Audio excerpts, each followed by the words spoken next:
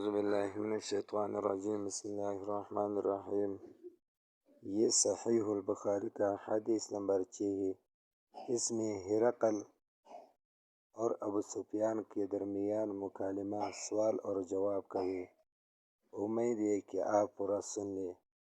عبداللہ بن عباس رضی اللہ تعالی عنہما نے ابو سفیان بن حرب سے یہ واقعہ بیان کیا کہ ہرقل شاہ روم نے ان کے پاس قریش کے قافلے میں ایک آدمی بلانے کو بھیجا، اور اس وقت یہ لوگ تجارت کے لیے ملک شام گئے ہوئے تھے، اور یہ وہ زمانہ تھا جب رسول اللہ صلی اللہ علیہ وسلم نے قریش اور ابو سفیان سے ایک وقتی عہد کیا ہوا تھا۔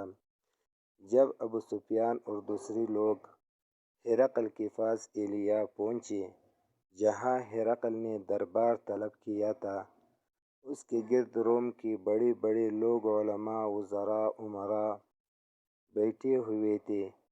ہرقل نے ان کے اور اپنے ترجمان کو بلوایا، پھر ان سے پوچھا کہ تم میں سے کون شخص مدعی رسالت کا زیادہ قریبی عزیز ہے؟ ابو سفیان کہتے ہیں کہ میں بول اٹھا کہ میں اس کا سب سے زیادہ قریبی رشتہ دار ہوں۔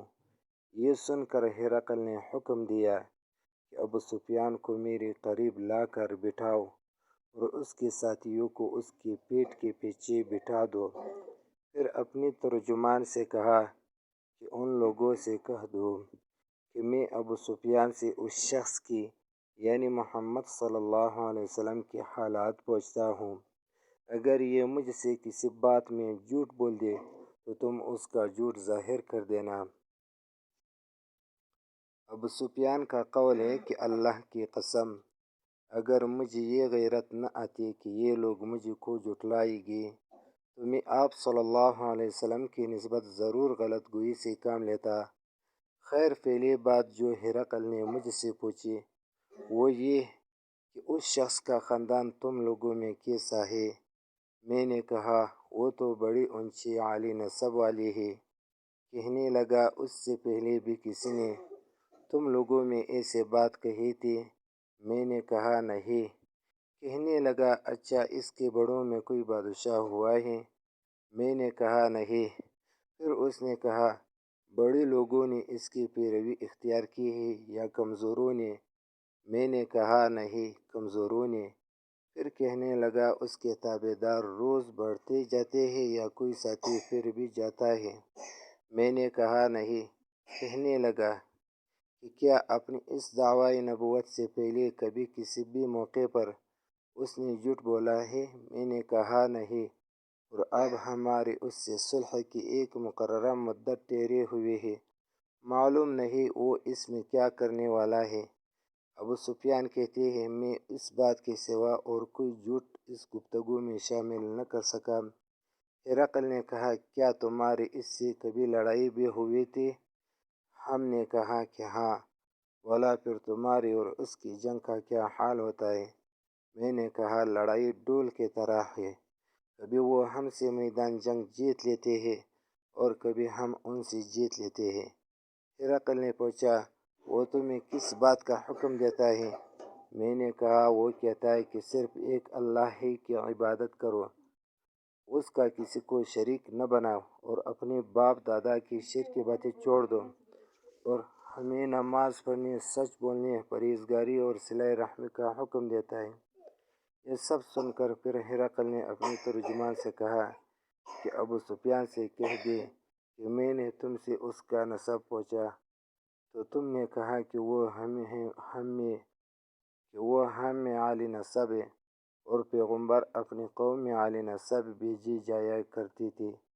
میں نے تم سے پوچھا کہ دعوی نبوت کی یہ بات تمہارے اندر اس سے پہلے کسی اور نے بھی کہی تھی تو تم نے جواب دیا کہ نہیں۔ تب میں نے اپنے دل میں کہا کہ اگر یہ بات اس سے پہلے کسی نے کہی ہوئی تھی تو میں سمجھتا کہ اس شخص نے بھی اس بات کی تقلید کی ہے جو پہلے کہی جا چکی ہے۔ میں نے تم سے پوچھا کہ اس کے بڑوں میں کوئی بادشاہ بھی گزرا ہے؟ تم نے کہا کہ نہیں۔ تو میں نے دل میں کہا کہ ان کے بزرگوں میں سے کوئی بادشاہ ہوا ہوگا تو کہہ دو گا کہ وہ شخص اس بہانہ اپنے آباء و اجداد کی بادشاہت اور ان کا ملک دوبارہ حاصل کرنا چاہتا ہے۔ اور میں نے تم سے پوچھا کہ اس بات کے کہنے یعنی پیغمبری کا دعویٰ کرنے سے پہلے تم نے کبھی اس کو دروغ گوئی کا الزام لگایا ہے؟ تم نے کہا کہ نہیں۔ تو میں نے سمجھ لیا کہ جو شخص آدمیوں کے ساتھ دروغ گوئی سے بچے وہ اللہ کے بارے میں کیسی جھوٹی بات کہہ سکتا ہے؟ اور میں نے تم سے پوچھا کہ بڑے لوگ اس کے پیرو ہوتے ہیں یا کمزور آدمی؟ تم نے کہا کمزوروں نے اس کی اتباع کی ہے۔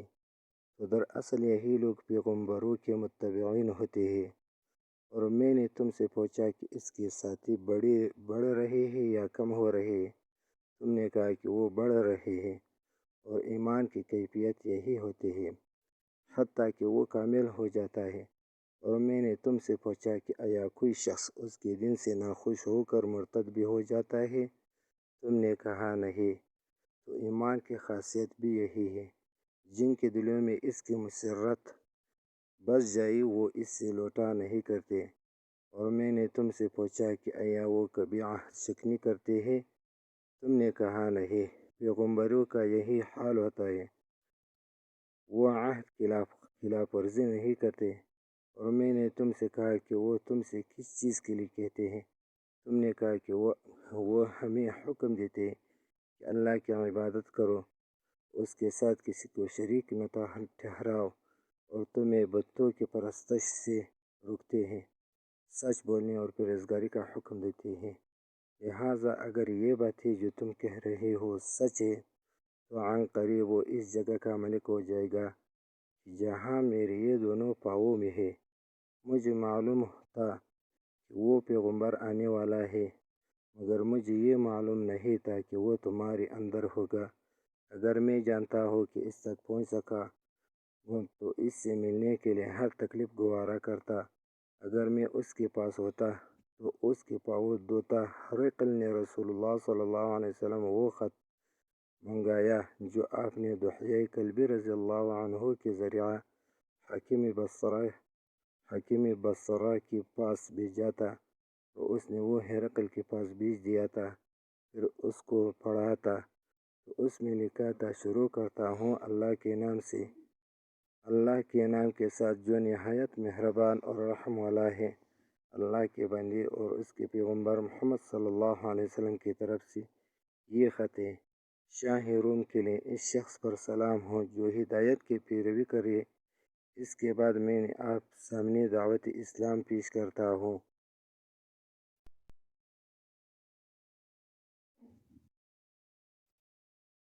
اگر آپ اسلام لے آئیں گے تو دین و دنیا میں سلامتی نصیب ہوگی، اللہ آپ کو دو برابر ثواب دے گا۔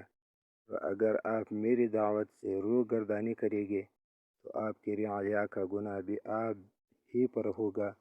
اور اے اہل کتاب، ایک ایسی بات پر آ جاؤ جو ہمارے اور تمہارے درمیان یکساں ہے، وہ یہ کہ ہم اللہ کے سوا کسی کی عبادت نہ کریں اور کسی کو اس کا شریک نہ ٹھہرائے، اور نہ ہم میں سے کوئی کسی کو اللہ کے سوا اپنا رب بنائے۔ پھر اگر وہ اہل کتاب اس بات سے منہ پھیر لے تو مسلمانوں، تم ان سے کہہ دو کہ تم مانو یا نہ مانو، ہم تو ایک اللہ کے اطاعت گزار ہیں۔ ابو سفیان کہتے ہیں، جب ہرقل نے جو کچھ کہنا تھا کہہ دیا اور خط پڑھ کر فارغ ہوا تو اس کے ارد گرد بہت شور و غوغا ہوا، بہت سی آوازیں اٹھی اور ہمیں باہر نکال دیا گیا۔ تب میں نے اپنے ساتھیوں سے کہا کہ ابو حبشہ کے بیٹے نبی کریم صلی اللہ علیہ وسلم کا معاملہ تو بہت بڑھ گیا، دیکھو تو اس سے بنی اصفر روم کا بادشاہ بھی ڈرتا ہے۔ مجھے اس وقت سے اس بات کا یقین ہو گیا کہ نبی کریم صلی اللہ علیہ وسلم عن قریب غالب ہو کر رہے گی، حتیٰ کہ اللہ نے مجھے مسلمان کر دیا۔ راوی کا بیان ہے کہ ابن ناطور ایلیاء کا حاکم ہرقل کا مصاحب اور شام کے نصارہ کا لاٹ پادری بیان کرتا تھا کہ ہرقل جب ایلیاء آیا ایک دن صبح کو پریشان اٹھا تو اس کے درباریوں نے دریافت کیا کہ آج ہم آپ کی حالت بدلی ہوئی پاتے ہیں، کیا وجہ ہے؟ ابن ناطور کا بیان ہے کہ ہرقل نجومی تھا، علم نجوم میں وہ پوری مہارت رکھتا تھا۔ اس نے اپنی ہم نشینیوں کو بتایا کہ میں نے آج رات ستاروں پر نظر ڈالی تو دیکھا کہ ختنہ کرنے والوں کا بادشاہ ہمارے ملک پر غالب آ گیا ہے۔ اس زمانے میں کون لوگ ختنہ کرتے ہیں؟ انہوں نے کہا کہ یہود کے سوا کوئی ختنہ نہیں کرتا، سوا ان کی وجہ سے پریشان نہ ہو۔ سلطنت کے تمام شہروں میں یہ حکم لکھ بھیجے کہ وہاں جتنے یہودی ہو سب قتل کر دیے جائے۔ وہ لوگ انہی باتوں میں مشغول تھے کہ ہرقل کے پاس ایک آدمی لایا گیا جسے شاہ غسان نے بھیجا تھا۔ اس نے رسول اللہ صلی اللہ علیہ وسلم کے حالات بیان کی۔ جب ہرقل نے سارے حالات سنے تو کہا کہ جا کر دیکھو وہ ختنہ کیے ہوئے یا نہیں۔ انہوں نے اسے دیکھا تو بتلایا کہ وہ ختنہ کیا ہوا ہے۔ ہرقل نے جب اس شخص سے عرب کے بارے میں پوچھا تو اس نے بتلایا کہ وہ ختنہ کرتے ہیں۔ تب ہرقل نے کہا کہ یہی محمد صلی اللہ علیہ وسلم اس امت کے بادشاہ ہے جو پیدا ہو چکے ہیں۔ پھر اس نے اپنے ایک دوست کو رومیہ خط لکھا اور وہ بھی علم نجوم میں ہرقل کی طرح ماہر تھا۔ پھر وہاں سے ہرقل حمص چلا گیا۔ ابھی حمص سے نکلا نہیں تھا کہ اس کے دوست کا خط اس کے جواب میں آ گیا کہ اس رائے بھی نبی کریم صلی اللہ علیہ وسلم کے ظہور کے بارے میں ہرقل کے موافق تھی کہ محمد صلی اللہ علیہ وسلم واقعی پیغمبر ہیں۔ اس کے بعد ہرقل نے روم کے بڑے آدمیوں کو اپنے حمص کے محل میں طلب کیا اور اس کے حکم سے محل کے دروازے بند کر لیے گئے۔ پھر وہ اپنے خاص محل سے باہر آیا اور کہا، اے روم والو، کیا ہدایت اور کامیابی میں کچھ حصہ تمہارے لیے بھی ہے؟ اگر تم اپنی سلطنت کی بقا چاہتے ہو تو پھر اس نبی کی بیعت کر لو اور مسلمان ہو جاؤ۔